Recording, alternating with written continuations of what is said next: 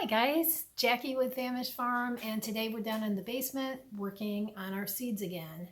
I'm going to give you a quick tour of what we planted on February 10th, and then I got COVID, what survived, and then what I replanted on February 29th, what's come up so far, and what I'm still waiting on. And then we've got some seeds today. We're going to plant iceberg and a bib lettuce, some rosemary, some marigolds, and nasturtiums. And I've marked on the seed packets. This one you can see pretty good. If I need to put it on the heat mat, how it needs to be covered, with how much soil, if any, and if it needs light. So that's what we're working on today. Let's get started.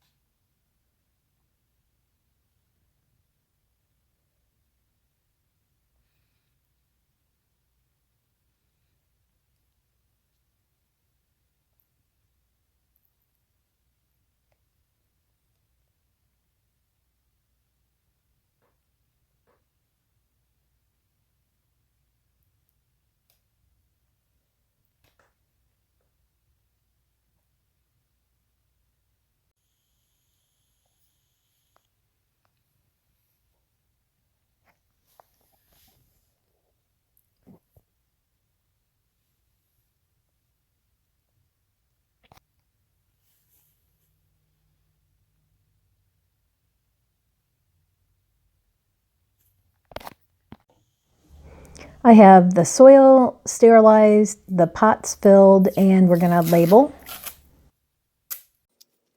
First up, we have some nasturtium seeds, which are easy to plant. They're nice big seeds.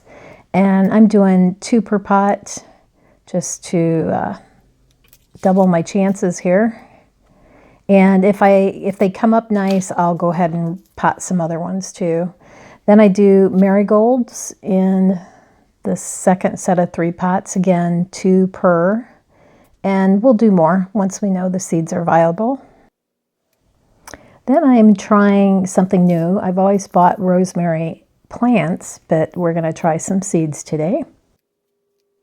Mostly I'm trying these for the chance to repel pests out in the garden. And then we'll do a couple of each of our lettuces. This is the iceberg, and I'm going to succession plant these throughout the garden season. And our other lettuce from Michigan. Oh, don't you hate that when the seeds stick to the packets? This is a Michigan Gardener Bib Butterhead lettuce. We'll get that in the pots too, the rest of the couple of pots here. And we'll give everything then a good spritz of water. The soil is hydrated, but this just gives them an extra boost because they're going to be going either in the trays with the humidity dome on the heat mat or under lights. And a reminder that I'm trying not to buy anything new, although I do dream of nice, flat, long grow lights and tubes instead of these photography lights that we're making do with. But they do work. So no complaints. Then we're going to add the seeds that we just planted to the tray on the bottom that has the heat mat. And I will add that I did put the cabbage down there. I know they don't require heat, but the seeds are not germinating as we planted them already, so we're just going to try this. I don't think any of these seeds on the heat mats require lights, but because I've got them, I go ahead and stick them on there. I think it does help the seeds that are just starting to emerge come up nicer, straighter. And here's just a quick recap of what we've done as far as our seed starting.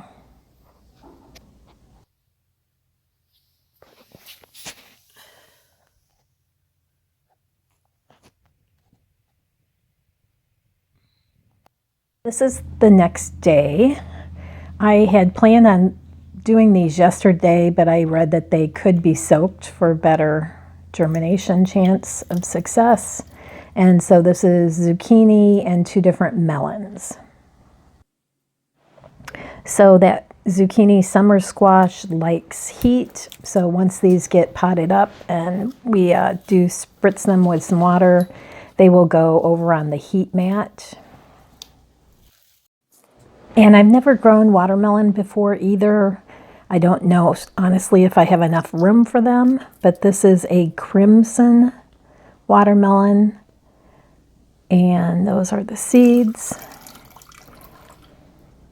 And we'll do the same process as we did for the others. You'll notice too that I am out of the plastic seed starter trays, so I'm using some older peat pots.